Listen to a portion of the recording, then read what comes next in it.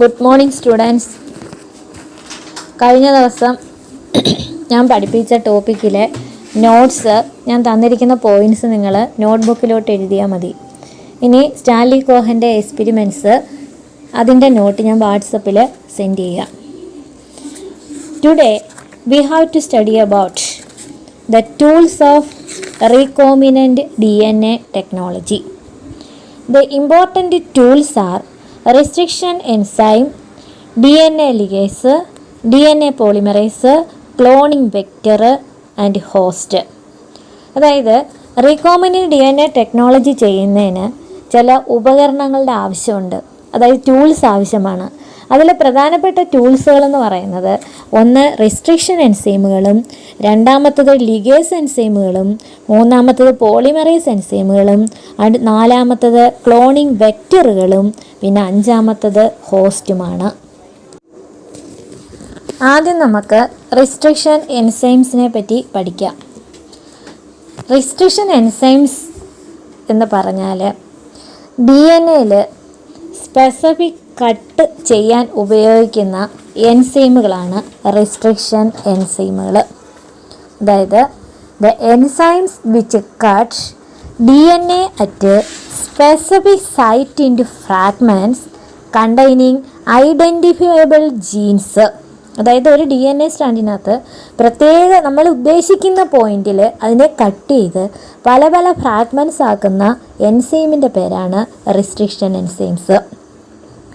ഈ എൻസൈമുകളെല്ലാം ന്യൂക്ലിയസ് എന്ന് പറയുന്ന ഒരു ഗ്രൂപ്പിൽ പെടുന്ന എൻസൈമുകളാണ്. ന്യൂക്ലിയസ് എന്ന് പറഞ്ഞാൽ ന്യൂക്ലിയസിനകത്ത് പ്രവർത്തിക്കുന്ന എൻസൈമുകളെ പറയുന്ന പേരാണ് ന്യൂക്ലിയസ് എൻസൈം. അന്നേരം these enzymes belongs to a class of enzymes called nucleases. ഇനി ഈ പ്രധാനമായിട്ടും രണ്ട് ടൈപ്പിലെ റെസ്ട്രിക്ഷൻ എൻസൈംസ് ഉണ്ട്. ഒന്ന് റെസ്ട്രിക്ഷൻ എൻഡോന്യൂക്ലിയേസും രണ്ടാമത്തത് റെസ്ട്രിക്ഷൻ എക്സോന്യൂക്ലിയേസും. റെസ്ട്രിക്ഷൻ എക്സോന്യൂക്ലിയേസ് എന്ന് പറഞ്ഞാൽ these enzymes remove nucleotide from the ends of the DNA. അതായത് DNA അറ്റത്തുള്ള ന്യൂക്ലിയോറ്റൈഡുകളെ റിമൂവ് ചെയ്യുന്ന എൻസൈമിനെ പറയുന്ന പേരാണ് റെസ്ട്രിക്ഷൻ എക്സോന്യൂക്ലിയേസ്. എന്തോ nucleotide? You have to study the structure of DNA in zoology. Okay, അന്നേരം DNA is made up of a polypeptide polynucleotide chain. അതായത് DNA എന്ന് പറയുന്ന ഒരു പോളിന്യൂക്ലിയോറ്റൈഡ് ചെയിനാണ്. അതിനകത്ത് ധാരാളം ന്യൂക്ലിയോറ്റൈഡ് ഉണ്ട്. ന്യൂക്ലിയോറ്റൈഡ് എന്ന് പറഞ്ഞാൽ ഒരു നൈട്രജൻ ബേസും ഒരു ഷുഗറും ഫോസ്ഫേറ്റും കൂടെ ചേരുന്നതാണ് ന്യൂക്ലിയോറ്റൈഡ് ആണല്ലോ. അന്നേരം ഒരു DNA അറ്റത്തുള്ള ന്യൂക്ലിയോറ്റൈഡുകളെ റിമൂവ് ചെയ്യാൻ ഉപയോഗിക്കുന്ന എൻസൈമിനെയാണ് റെസ്ട്രിക്ഷൻ എക്സോന്യൂക്ലിയസ് എന്ന് പറയുന്നത്. അങ്ങനെയാണെങ്കിൽ റെസ്ട്രിക്ഷൻ എൻഡോന്യൂക്ലിയസ് എന്തുവാ? എൻഡോന്യൂക്ലിയസ് എന്ന് പറഞ്ഞാൽ they makes cut at specific position within the DNA. അതായത് DNA അകത്ത് പ്രത്യേകതരം കട്ട് ചെയ്യാൻ വേണ്ടി ഉപയോഗിക്കുന്ന എൻസൈമാണ് റെസ്ട്രിക്ഷൻ എൻഡോന്യൂക്ലിയസ്. അന്നേരം റെസ്ട്രിക്ഷൻ എൻസൈമുകൾ എത്ര ടൈപ്പാണ് ഉള്ളത്? 2 ടൈപ്പാണ്. ഒന്ന് റെസ്ട്രിക്ഷൻ എക്സോന്യൂക്ലിയസും പിന്നെ ഒന്ന് ഏതാണ്? റെസ്ട്രിക്ഷൻ എൻഡോന്യൂക്ലിയസും. അതിലെ റെസ്ട്രിക്ഷൻ എൻഡോന്യൂക്ലിയസ് എന്ന് പറഞ്ഞാൽ DNA അകത്ത് സ്പെസിഫിക് കട്ട് ചെയ്യാൻ ഉപയോഗിക്കുന്നു. എക്സോന്യൂക്ലിയസ് എന്ന് പറഞ്ഞാൽ DNA എൻഡിൽ സ്പെസിഫിക് കട്ട് ചെയ്യാൻ ഉപയോഗിക്കുന്നു. ഇനി ഈ റെസ്ട്രിക്ഷൻ എൻഡോന്യൂക്ലിയസുകളിൽ ആദ്യമായിട്ട് ഡിസ്കവർ ചെയ്ത ഒരു റെസ്ട്രിക്ഷൻ എൻഡോന്യൂക്ലിയസ് ആണ് HindII. ഈ HindII എന്ന് പറയുന്നത് first discovered restriction endonuclease by Smith. Smith എന്ന് പറയുന്നൊരു സയൻറ്റിസ്റ്റാണ് ഇത് കണ്ടുപിടിച്ചത്. ഇപ്പോഴാണെങ്കിൽ ഏകദേശം more than 900 restriction enzymes have been isolated from over 230 strains of bacteria. അതായത് ഏകദേശം 900 പുറത്ത് റെസ്ട്രിക്ഷൻ എൻസൈമുകളെ 230 സ്ട്രെയിൻസ് ഓഫ് ബാക്ടീരിയകളിൽ നിന്ന് കണ്ടുപിടിച്ചിട്ടുണ്ട്. അന്നേരം എന്താ റെസ്ട്രിക്ഷൻ എൻസൈം എന്ന് പറഞ്ഞാൽ ഈ എൻസൈമുകൾ DNAക്കകത്ത് സ്പെസിഫിക് കട്ട് ചെയ്ത് ഫ്രാഗ്മെൻറ്റ്സ് ആക്കും. അത് എല്ലാം ന്യൂക്ലിയസ് എന്ന് പറയുന്ന ഒരു കാറ്റഗറിയിൽ പെടുന്നതാണ്. പിന്നെ അതുപോലെ തന്നെ അടുത്ത പ്രത്യേകത എന്താണ്? ഇവയെ നമുക്ക് രണ്ടായിട്ട് ഡിവൈഡ് ചെയ്യാം. റെസ്ട്രിക്ഷൻ എക്സോന്യൂക്ലിയസ് എന്നും റെസ്ട്രിക്ഷൻ എൻഡോന്യൂക്ലിയസ് എന്നും. രണ്ടും തമ്മിലുള്ള ഡിഫറൻസ് പറഞ്ഞു കഴിഞ്ഞു. ഇനി ഇതിന് ഈ റെസ്ട്രിക്ഷൻ എൻസൈംസ് ഡി എൻ എയുടെ ഒരു പ്രത്യേക പാർട്ടിലാണിത് കട്ട് ചെയ്യുന്നതെന്ന് പറഞ്ഞു. അത് കട്ട് ചെയ്യുന്ന ഡി എൻ എയുടെ ആ പാർട്ടിനെ റെക്കഗ്നീഷൻ സൈറ്റ് എന്നാണ് വിളിക്കുന്നത്. അതായത് the specific site with a specific base sequence of D N A recognized by the restriction enzyme is called recognition site. അന്നേരം ഡി എൻ എയുടെ ആ സ്പെസിഫിക് പാർട്ടിലുള്ള ആ ബേസ് സീക്വൻസിനെ, അതായത് എൻസൈം ഐഡൻറ്റിഫൈ ചെയ്യുന്ന പാർട്ടിനെ റെക്കഗ്നീഷൻ സൈറ്റ് എന്ന് വിളിക്കാം.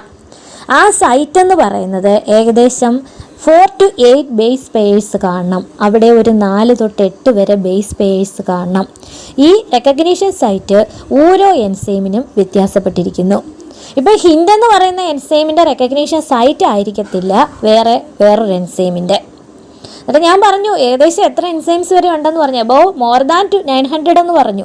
അന്നേരം ഈ 900 എൻസൈമുകൾ ഏകദേശം 230 ടൈപ്പിലെ ബാക്ടീരിയകളിൽ നിന്നാണ് ഐസൊലേറ്റ് ചെയ്തത്. അങ്ങനെ ഐസൊലേറ്റ് ചെയ്ത ആദ്യത്തെ എൻസൈമിൻ്റെ പേരാണ് ഞാൻ എന്താ പറഞ്ഞത്, ഹിൻഡ് 2 എന്ന് പറഞ്ഞു. ഇനി അടുത്ത നമുക്ക് പഠിക്കാനുള്ളത് ഈ റെസ്ട്രിക്ഷൻ എൻസൈംസിൻ്റെ പേരെങ്ങനെ കൊടുക്കാം.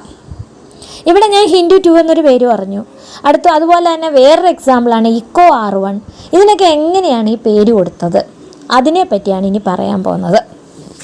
Now we have to study about the nomenclature of the enzyme, that is the naming of the enzyme. നമുക്ക് ഇനി എൻസൈമിന് എങ്ങനെയാണ് പേര് കൊടുക്കുന്നതെന്ന് പഠിക്കാം. അതായത് ഇക്കോ R1 എന്ന് പറയുന്ന ഒരു എൻസൈമിന് പേര് കൊടുത്തതാണ് ഇവിടെ എക്സാമ്പിൾ സഹിതം പറയുന്നത്. അന്നേരം നിങ്ങൾക്കറിയാം ഈ എൻസൈമുകളെല്ലാം ഓരോ ബാക്ടീരിയയിൽ നിന്നാണ് ഐസൊലേറ്റ് ചെയ്യുന്നത്. അന്നേരം ഇക്കോ R1 എന്ന് പറയുന്ന എൻസൈം ഐസൊലേറ്റ് ചെയ്തത് എഷെറേഷ്യ കോളൈ RY13 എന്ന് പറയുന്ന ബാക്ടീരിയയാണ്. അന്നേരം ഈ എൻസൈം ഐസൊലേറ്റ് ചെയ്തത് ഏത് ബാക്ടീരിയയിൽ നിന്നാണ്? അതായത് എഷെറേഷ്യ കോളൈ RY13. അന്നേരം you have to study about the binomial nomenclature. Okay, അതായത് ബൈനോമിയൽ നോമൻക്ലേച്ചറിനെ പറ്റി നിങ്ങൾ പഠിച്ചിട്ടുണ്ട്. All organisms have a scientific name and that name contains a genus name, species name. In addition to this there is a variety or strain name also. അതായത് എല്ലാ ഓർഗാനിസത്തിനും ഒരു ശാസ്ത്രീയ നാമം കാണും. ആ ശാസ്ത്രീയ നാമത്തിന് ആദ്യം ഒരു ജീനസ് ആയിരിക്കും, രണ്ടാമത് സ്പീഷീസ് ആയിരിക്കും, മൂന്നാമതൊരു വെറൈറ്റി അഥവാ സ്ട്രെയിൻ ആയിരിക്കും. മൂന്നാമതുണ്ടെങ്കിൽ അതൊരു വെറൈറ്റി അഥവാ ഒരു സ്ട്രെയിൻ ആവാം. അന്നേരം ഇവിടെ എഷെറേഷ്യ കോളൈ RY13 എന്ന് പറഞ്ഞ ഒരു ബാക്ടീരിയയിൽ നിന്നാണ് ഇക്കോ R1 എന്ന് പറയുന്ന എൻസൈം ഐസൊലേറ്റ് ചെയ്തത്. അന്നേരം ഇതിന് എങ്ങനെയാണ് ഈ പേര് കൊടുത്തിരിക്കുന്നത് നോക്കാം. അതായത് first letter of the name is taken from the genus name from which they have been isolated. അതായത് എവിടെ നിന്നാണോ ഇത് ഐസൊലേറ്റ് ചെയ്തത് ആ ഐസൊലേറ്റ് ചെയ്ത ഓർഗാനിസത്തിൻ്റെ ജീനസ് നെയിമിൻ്റെ ഫസ്റ്റ് ലെറ്റർ ആയിരിക്കും ഈ എൻസൈമിൻ്റെ ആദ്യത്തെ letter. Second 2 letters are taken from the first 2 letters of name of the species. അടുത്ത 2 ലെറ്ററുകൾ ആ ബാക്ടീരിയയുടെ സ്പീഷീസ് നെയിമിൻ്റെ ആദ്യത്തെ 2 ലെറ്ററുകളായിരിക്കും. അതായത് CO. Fourth letter is taken from the first letter of name of strain. 4ാമത്തെ ലെറ്റർ എന്ന് പറയുന്നത് ആ സ്ട്രെയിൻ അഥവാ വെറൈറ്റിയുടെ ആദ്യത്തെ ലെറ്റർ ആയിരിക്കും. അതായത് 6. ഇനി last letter is a Roman number indicating the order in which the enzymes were isolated from the strain of the bacteria. അതായത് 1 എന്ന് പറയുന്നത് ആ എത്രാമതാണോ ഈ എൻസൈം ഐസൊലേറ്റ് ചെയ്തത് അതിൻ്റെ റോമൻ നമ്പറായിരിക്കും ഏറ്റവും അവസാനം കൊടുക്കുന്നത്. അന്നേരം എഷെറേഷ്യ കോളൈ എന്ന് പറയുന്നതിൻ്റെ എഷെറേഷ്യ എന്ന് പറയുന്നത് ജീനസ് നെയിമാണ്. അന്നേരം ആ ജീനസ് നെയിമിൻ്റെ ഫസ്റ്റ് ലെറ്റർ ആണ് എൻസൈമിൻ്റെ ആദ്യത്തെ അക്ഷരം. പിന്നെ കോളൈ എന്ന് പറയുന്ന സ്പീഷീസിൻ്റെ CO ആണ് അടുത്ത 2 ലെറ്റർ. പിന്നെ ആറെന്ന് പറയുന്നത് RY13 എന്ന് പറയുന്ന സ്ട്രെയിനിൻ്റെ ഭാഗമാണ്. പിന്നെ ലാസ്റ്റ് 1 എന്ന് പറയുന്നത് അത് ഐസൊലേറ്റ് ചെയ്തതിൻ്റെ നമ്പർ. ഇങ്ങനെയാണ് ഒരു റെസ്ട്രിക്ഷൻ എൻസൈംസിന് പേര് കൊടുക്കുന്നത്.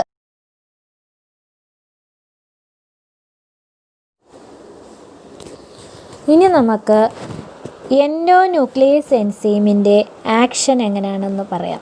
ഞാൻ നിങ്ങളോട് പറഞ്ഞു DNA കട്ട് ചെയ്യാൻ ഉപയോഗിക്കുന്ന എൻസൈമിൻ്റെ പേരാണ് എൻഡോന്യൂക്ലിയസ്. എന്നിട്ട് ഇതെങ്ങനെയാണ് DNA കട്ട് ചെയ്യുന്നതെന്ന് നോക്കാം. അന്നേരം റെസ്ട്രിക്ഷൻ എൻസൈമിൻ്റെ കുറേ ഇൻട്രഡക്ഷൻ ഞാൻ പറഞ്ഞു കഴിഞ്ഞു. പിന്നെ അതിന് പേര് കൊടുക്കുന്നത് എങ്ങനെയാണെന്ന് പറഞ്ഞു കഴിഞ്ഞു. 2 എക്സാമ്പിൾ നിങ്ങളിപ്പം പഠിച്ചു കഴിഞ്ഞു. ഒന്ന് ഹിൻഡ് 2 പഠിച്ചു. പിന്നെ വേറൊരു എക്സാമ്പിൾ നിങ്ങൾ ഇക്കോ R1 പഠിച്ചു. ഇനി നമ്മൾ ഇതിൻ്റെ ആക്ഷനാണ് പഠിക്കാൻ പോകുന്നത്. അന്നേരം നിങ്ങളോട് ഞാൻ നേരത്തെ പറഞ്ഞിരുന്നു ഒരു റെക്കഗ്നീഷൻ സൈറ്റിനെ പറ്റി.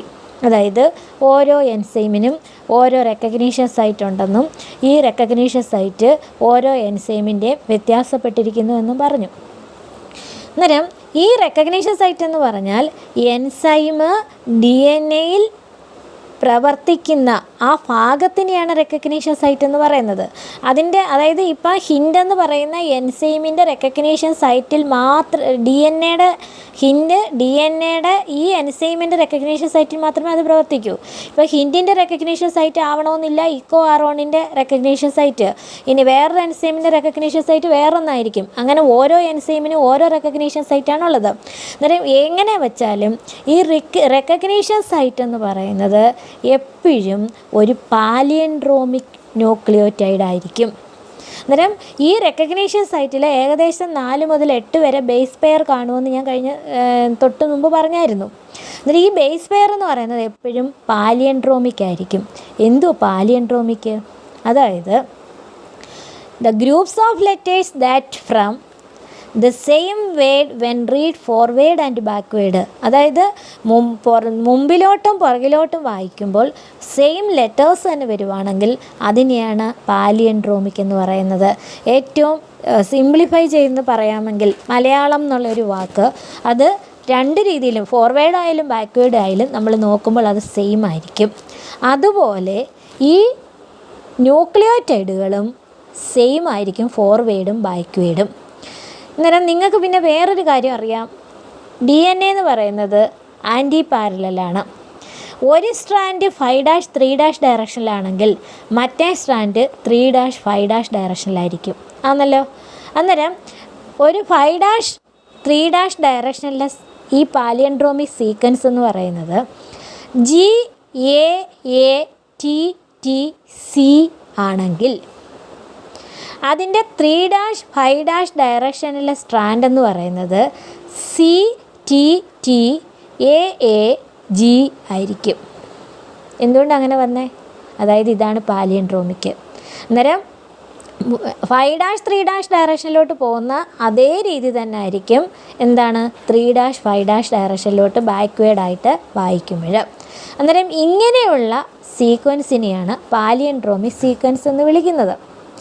അന്നേരം നമ്മുടെ ഈ എൻസൈമിൻ്റെ DNA സീക്വൻസാണ് റെക്കഗ്നീഷൻ സൈറ്റ്. ഈ റെക്കഗ്നീഷൻ സൈറ്റ് എന്ന് പറയുന്നത് എന്തൊക്കെയായിരിക്കണം? അത് 4 തൊട്ട് 8 വരെ ബേസ് പെയർ ആയിരിക്കണം. അതുപോലെ അത് പാലിയൻഡ്രോമിക് ആയിരിക്കണം. പാലിയൻഡ്രോമിക് എന്താണെന്ന് ഇപ്പോൾ മനസ്സിലായല്ലോ. അതായത് ഫോർവേഡ് നോക്കുമ്പോഴും ബാക്ക്വേഡ് നോക്കുമ്പോഴും അത് സെയിം ആയിരിക്കണം. എന്നാൽ നമ്മുടെ ഈ എൻസൈം ഏത് DNA ആണോ കട്ട് ചെയ്യാൻ ഉദ്ദേശിക്കുന്നത് ആ DNAയിൽ ചെന്നിട്ട് ആ DNAയുടെ സീക്വൻസിനെ ഒന്ന് സ്കാൻ ചെയ്യുന്നു. സ്കാൻ ചെയ്തിട്ട് അതിൻ്റെ റെക്കഗ്നീഷൻ സീക്വൻസ് കണ്ടുപിടിക്കും. ആദ്യം നമ്മുടെ എൻസൈം DNA-യിൽ ചെന്നിട്ട് അതിനെ എന്ത് ചെയ്യുന്നു? സ്കാൻ ചെയ്യുന്നു. സ്കാൻ ചെയ്തിട്ട് അതിൻ്റെ എന്താ കണ്ടുപിടിക്കുന്നത്? റെക്കഗ്നീഷൻ സീക്വൻസ് കണ്ടുപിടിക്കും. എന്നിട്ട് അവിടെ ചെന്ന് സ്റ്റിക്ക് ചെയ്യുന്നു, ചെന്ന് ഒട്ടിപ്പിടിക്കും. ഒട്ടിപ്പിടിച്ചിട്ട് അതിനെ കട്ട് ചെയ്ത്, അതായത് DNA എന്ന് പറഞ്ഞൊരു ഡബിൾ ഹെലിക്സാണ്, ഈ ഡബിൾ ഹെലിക്സിനെ കട്ട് ചെയ്യുന്നു. കട്ട് ചെയ്യുന്നത് എപ്പോഴും ഷുഗർ ഫോസ്ഫേറ്റ് ബാക്ക് ബോണിലായിരിക്കും. അന്നേരം നമ്മളിപ്പം പഠിച്ചുകൊണ്ടിരിക്കുന്നത്, ഒന്നുകൂടെ ഞാൻ റിവൈൻഡ് ചെയ്യുകയാണ്, ഈ റെസ്ട്രിക്ഷൻ എൻസൈമിൻ്റെ ആക്ഷനെ പറ്റിയാണ് പഠിക്കുന്നത്. അന്നേരം റെസ്ട്രിക്ഷൻ എൻസൈമിൻ്റെ ആക്ഷൻ പഠിക്കുന്നതിന് തൊട്ട് മുമ്പ് ഞാൻ നിങ്ങളോട് പറഞ്ഞു റെക്കഗ്നീഷൻ സീക്വൻസ്. റെക്കഗ്നീഷൻ സീക്വൻസ് എന്ന് പറഞ്ഞാൽ ഓരോ എൻസൈമിനും DNA-യിൽ കാണപ്പെടുന്ന ആ എൻസൈമിൻ്റെ ആക്ട് ചെയ്യുന്ന, അതിന് പ്രവർത്തിക്കാൻ പറ്റുന്ന സീക്വൻസിനെയാണ് റെക്കഗ്നീഷൻ സീക്വൻസ് എന്ന് പറയുന്നത്. അത് ഓരോ എൻസൈമിൻ്റെയും വ്യത്യാസപ്പെട്ടിരിക്കുന്നു. അന്നേരം ഈ റെക്കഗ്നീഷൻ സീക്വൻസ് എപ്പോഴും 4 to 8 ബേസ് പെയർ ഉണ്ടായിരിക്കണം. അത് പാലിയൻഡ്രോമിക് ആയിരിക്കണം. നമ്മുടെ എൻസൈം ഏത് DNA-യിലാണോ കട്ട് ചെയ്യാൻ ചെല്ലുന്നത് ആ DNA ഒന്ന് സ്കാൻ ചെയ്യുന്നു. എന്നിട്ട് അതിൻ്റെ റെക്കഗ്നീഷൻ സീക്വൻസ് കണ്ടുപിടിക്കുന്നു. എന്നിട്ട് ആ ഭാഗത്ത് അത് സ്റ്റിക്ക് ചെയ്യുന്നു. സ്റ്റിക്ക് ചെയ്തിട്ട് ആ ഡബിൾ ഹെലിക്സിൻ്റെ ഷുഗർ ഫോസ്ഫേറ്റ് ബാക്ക് ബോണിൽ കൂടെ അത് കട്ട് ചെയ്യുന്നു. ഈ കട്ട് ചെയ്യുന്നത് എപ്പോഴും little away from the centre of the palindromic sequence. അതായത് പാലിയൻഡ്രോമിക് സീക്വൻസിൻ്റെ സെൻറ്ററിൽ നിന്ന് ഇച്ചിരി മാറിയാണ് കട്ട് ചെയ്യുന്നത്. അതുപോലെ തന്നെ 2 സ്ട്രാൻഡിൻ്റെ, അതായത് between the same 2 bases of the opposite strand, 2 സ്ട്രാൻഡിൻ്റെയും ഒരു എൻസൈം മുകളിൽ നിന്നും കട്ട് ചെയ്യും, അടുത്തത് താഴെ നിന്നും കട്ട് ചെയ്യും. ഇവിടെ ഞാനൊരു ഡയഗ്രം കൊടുത്തിട്ടുണ്ട്. നിങ്ങൾ ആ ഡയഗ്രം നോക്കുമ്പോൾ ആ കട്ട് ചെയ്യുന്നത് നിങ്ങൾക്ക് എങ്ങനെയാണെന്ന് നല്ലതായിട്ട് മനസ്സിലാവും. എന്നാൽ ഇവർ കട്ട് ചെയ്ത് കഴിയുമ്പോൾ എപ്പോഴും അവർ നേരെ അങ്ങ് ഡബിൾ സ്ട്രാൻഡിനെ കട്ട് ചെയ്യത്തില്ല. എപ്പോഴും അവർ മുകളിൽ നിന്നൊരു സിംഗിൾ സ്ട്രാൻഡിനെ കട്ട് ചെയ്തിട്ടാണ് പിന്നെ താഴെ നിന്ന് അടുത്ത സ്ട്രാൻഡിനെയാണ് കട്ട് ചെയ്യുന്നത്. അത് ആ പടം നോക്കുമ്പോൾ നല്ലതായിട്ട് ക്ലിയർ ആയിട്ട് മനസ്സിലാവും. ഒരിക്കലും അവരെന്ത് ചെയ്യുന്നില്ല, 2 സ്ട്രാൻഡ് കൂടെ ഒന്നിച്ച് അവർ കട്ട് ചെയ്യുന്നില്ല. പിന്നെ അവരെപ്പോഴും ഒരു കാര്യം ശ്രദ്ധിക്കുന്നുണ്ട്, മുകളിൽ കട്ട് ചെയ്യുന്ന ബേസ് പെയറിൻ്റെ ഇടയ്ക്ക് അതേ ബേസ് പെയറിൻ്റെ ഇടയ്ക്ക് തന്നെ ആയിരിക്കും താഴെയും കട്ട് ചെയ്യുന്നത്. ഇനി ഇങ്ങനെ കട്ട് ചെയ്ത് കഴിയുമ്പോൾ ഇതിൻ്റെ ഫലമായിട്ട് ബാക്കിയുള്ള പോർഷൻ, അത് കട്ട് ചെയ്ത് മാറ്റിയിട്ട് പിന്നെയുള്ള പോർഷൻ ഹാങ് ചെയ്ത് കിടക്കും. ഇങ്ങനെ ഈ ഹാങ് ചെയ്ത് കിടക്കുന്ന സ്ട്രാൻഡുകളെ സ്റ്റിക്കി എൻസ് എന്ന് വിളിക്കുന്നു. അന്നേരം ഈ കട്ട് ചെയ്തതിന് ശേഷം കിട്ടുന്ന എൻസിനെ പറയുന്ന പേരാണ് സ്റ്റിക്കി എൻസ്. ഈ സ്റ്റിക്കി എൻസിനെ തമ്മിൽ നമ്മുടെ ലിഗേസ് എന്ന് പറഞ്ഞ എൻസൈം വന്ന് ഒട്ടിച്ചേർക്കുന്നു. എന്നിട്ട് ഇനി ഞാൻ കൊടുത്തിരിക്കുന്ന ഡയഗ്രം നല്ല വൃത്തിയായിട്ട് നോക്കുക.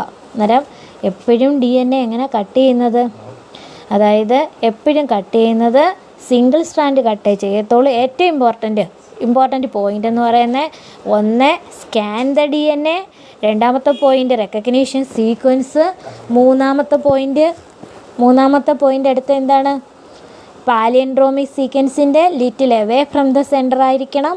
പിന്നെ അതുപോലെ സിംഗിൾ സ്ട്രാൻഡ് കട്ടാണ് നടത്തുന്നത്. പിന്നെ അതുപോലെ സ്റ്റിക്കി എൻസാണ്. ഇത്രയും കാര്യങ്ങൾ നല്ല വൃത്തിയായിട്ട് ഓർത്തിരിക്കുക. ഇനി ഈ സ്റ്റിക്കി എൻഡുകളെ തമ്മിൽ ലിഗേസ് എന്ന് പറയുന്ന എൻസൈം ജോയിൻ ചെയ്യുന്നു. ഇങ്ങനെ കിട്ടുന്ന DNA ആണ് റീകോമിനൻ്റ് DNA.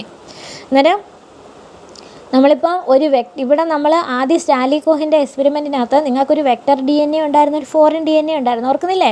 അന്നേരം ഇവിടെ വെക്റ്റർ DNA കട്ട് ചെയ്യുന്ന പടം ഞാൻ കാണിച്ചിട്ടുണ്ട്, ഫോറിൻ DNA കട്ട് ചെയ്യുന്ന പടം കാണിച്ചിട്ടുണ്ട്.